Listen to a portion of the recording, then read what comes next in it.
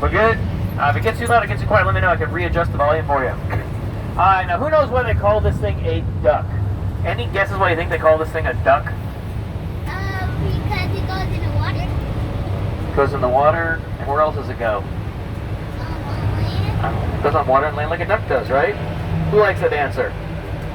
Sounds pretty good. You guys ever seen a duck fly? Yeah, ducks fly. You guys want to see us fly?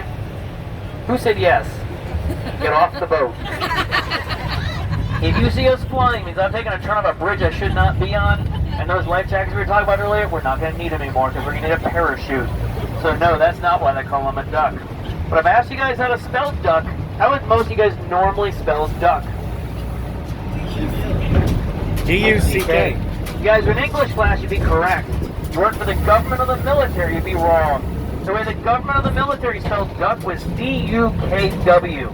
The reason they spelled it that way, back when GM built these things for the military, they put letters in front of it that signified certain things. D stood for 1942. 1942 was the year these ducks were designed. U stood for utility vehicle. Before this was a duck, it was an old utility truck, the old 6.5 or 2.5 ton truck, and the military has thousands of. K stood for all-wheel drive. I take this gear right here, bring it all the way forward. All 6 of my wheels will start to turn. Then W stood for dual wheel axle. There are 2 powered axles in the back of the truck, so D-U-K-W duck love, that everyone used to pronounce it. Eventually we just started calling these things ducks. That's how they got their name. Now the question is, why did they make them? Well, have any guys ever heard of a boat called the Higgins boat? No. No? You guys ever seen the movie Saving Private Ryan? Yes. At the very beginning of that movie of Saving Private Ryan, there were a bunch of boats that are heading towards the shore. A little bit wider than this boat, a little bit longer than this boat, had a big door on the front of them. As soon as they hit the beach, that big door fell forward, all the guys came running out. Those were Higgins boats. And those boats are really good for getting lots of people and lots of supplies to the shore. The problem with those boats, though, is they're heading towards shore. If they hit a sandbar, that's as far as they can go. They could actually go up and over that sandbar. If they hit the sandbar, drop their door, all the guys come running out. Problem. What usually happens after a sandbar? Stop. More water. More deep water, actually. So if you're a soldier and you got 50 pounds of gear on your back and all of a sudden you find yourself back in 10, 15 feet of water, you got a problem. So basically the U.S. military needed something. They could hit that sandbar, get up and over and get back to the water, drive up to the beaches and load all their supplies to soldiers. But also at the front lines that moved several miles inland, they could actually drive up on the beaches, get up on the main roads, and maybe drive 2 or 3 miles to the front line. So basically they're looking for a boat they go on land or a truck they go in the water. So the U.S. military looked around, they found this boat designer from California and said, hey, can you help us design a boat that go on land? I said, I'll see what I can do. 28 days later, this is what they came up with.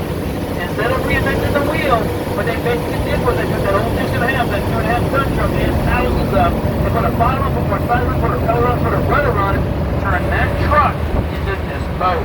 Now, they really weren't too sure how successful they were going to be with them, only to make about 200 of them. Send them around the country to their military bases, the guys to experiment with, play with, see what they thought of them, what they liked about them, what they didn't like about them, what they thought they could do to improve to make them any better. They didn't like anything about these things. They're extremely slow, bulky, cumbersome. Nobody liked them. In fact, they didn't like them so much, they wanted to scrap the program and get rid of them.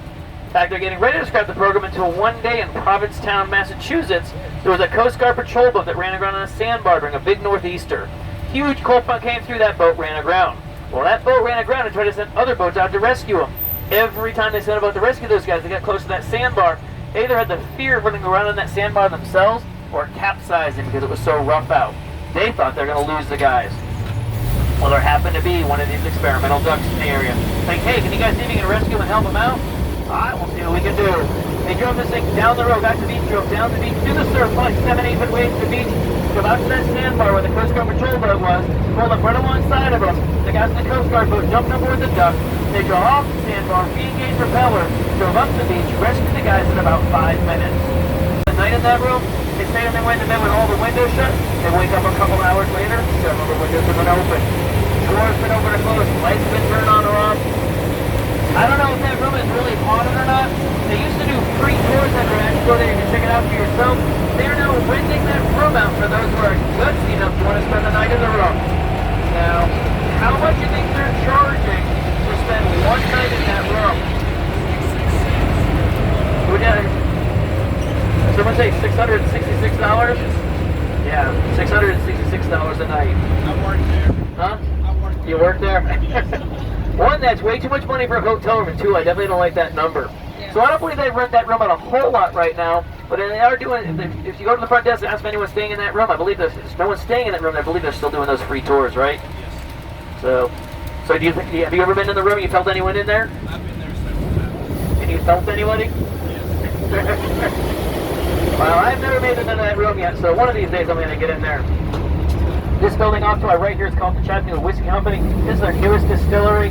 The original distillery is downtown. We'll talk about them in a little bit. Straight behind us is Lookout Mountain. Who's going up to Lookout Mountain? Some of great attractions up there. Ruby Falls, great little cave system up there. Exiting an elevator all the way down to the bottom. And once you get the bluff, slightly downhill as you're going there, so slightly uphill as you're coming back. So, but a beautiful view. Now, do I have any whiskey drinkers on board the boat? Couple of you. Like I said, we just passed the Chattanooga whiskey coming back there. That's their newest distillery. Their original distillery is downtown, right across the street from the Chattanooga Choo Choo. Neat little facility right there. They actually do a tour of that facility. They show you how they make their whiskey.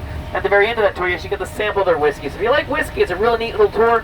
If you don't like whiskey, right next to them is a place called the Hot Chocolate Tier. Everything in their chocolate is really good. So if there's somebody in your group likes chocolate, somebody in your group likes whiskey, one goes to the whiskey place, one goes to the chocolate place, I mean, that's where you're both happy.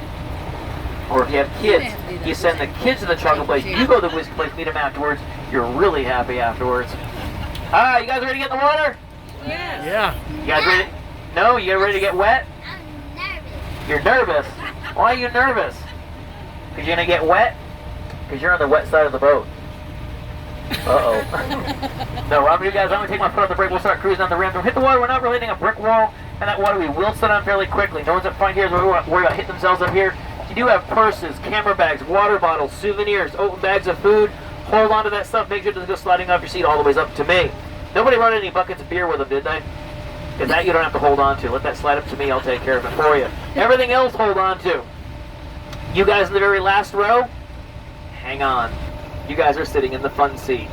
When I hit the water, the back of this boat sometimes bounces funny. If you guys are not paying attention when I hit the water, I'm going to turn around and look back because I want to see you guys sitting on the floor. It's usually the person with the camera phone. I don't know if you have your phone out. No, you keep it out. Well, what happens is you get so engrossed in your phone, that's all you're paying attention to. You got both hands on it, about this close to your face. That's all you're looking at as you go down the ramp. And it's awesome, amazing. We hit the water, they go, yep, he's sitting on the floor. If you want to film it, go for it. One hand for your phone, one hand for yourself. Put your foot on the seat in front of you. That'll also help keep yourself from sliding off the seat there too. As long as you're paying attention, not to too engrossed in your phone, we should be good. Alright? You guys ready? Woo! 2 people are. I'll say that again. You guys ready? Yeah. Alright, you guys want me to go fast or slow? Who said slow? There's always at least one person that wants me to go slow. Oh, is this slow enough for you? Don't hit the brakes. I go a little faster? Okay, just a little faster.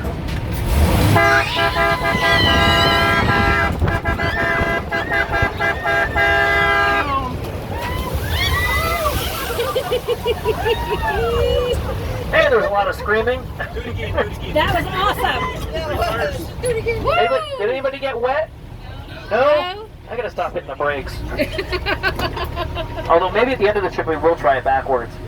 Oh. You guys in the back, you might get wet then.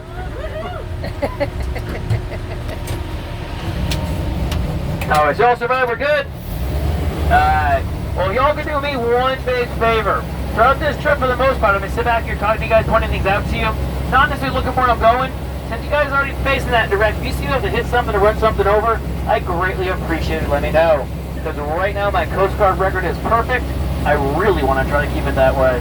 Alright? Thank you. So all of our boats were built over 70 years ago, built by women. Still running strong. Woo! Go girls! Yes. Now they are a little high in maintenance, Yes, we but are. they are still running strong. Just have to make sure you treat them right and take care of them, right? That's right. You guys ready to see how fast we can go? All right, hold on tight, folks. When that turbo kicks in, you guys are falling overboard on me. So hold on, here we go. All right, guys, start rowing. I need some turbo. That's it, folks. That's as fast as we can go. On D-Day, when they launched these boats offshore, they launched about 11 to 13 miles offshore. So for 11 to 13 miles with bombs being dropped all around them, people shooting on the coastal land, the guy sitting here driving this thing used to say, I feel like a sitting duck. Guys ever heard the phrase a sitting duck? World War II, these guys driving this thing. On land, they could do about 50 miles an hour, but in the water, about 5 or 6 miles an hour. That was it. Crazy. I cannot imagine driving anything that's as fast as they go. People shooting out and dropping bombs on me. I'm go ahead and slip this into neutral. Put my wheels in gear. So now my wheels are turning, get my propellers turning, turn my pumps on, looks and water on the boat here. All right, ladies, remember, over 70 years ago, your ancestry helped build this thing, right? Right. If I'm in trouble, get that ramp there, ladies. You willing to stand behind your work, get out and push? Who said yes? Because you girls know your work's that good, we're not going to need help getting up that ramp there, right? Yes. Well, I got faith in your work too, girls. Here we go.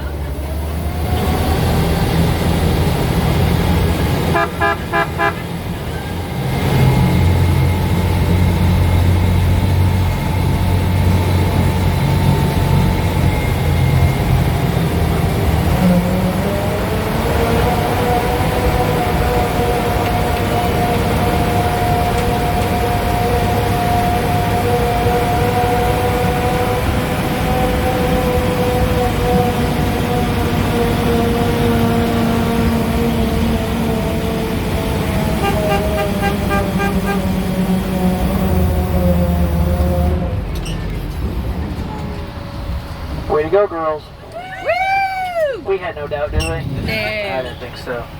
Alright, we didn't get too wet the first time, did we? You No. guys ready to drive this backwards? No!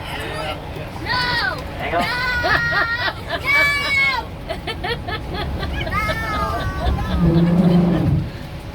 Yeah, I don't think so. Who really wants me to go backwards? Okay, you crazy people, come back on my last day of employment, I might give it a try then. But right now, I like my job. You guys are crazy.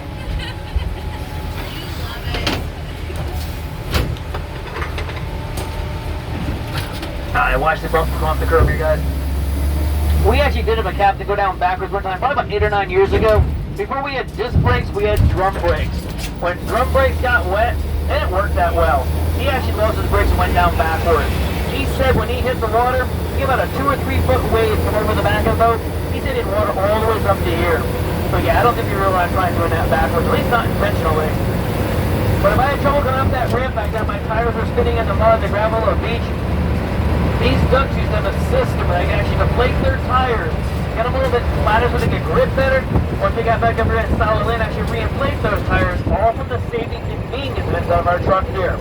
If I was coming to a beach, people were shooting at me, I had to worry about getting out of my truck to deflate my tires. I could deflate my tires from inside of my truck, get off that beach, and reinflate those tires, all from the safety and convenience of my truck here. So, neat little invention I had back then.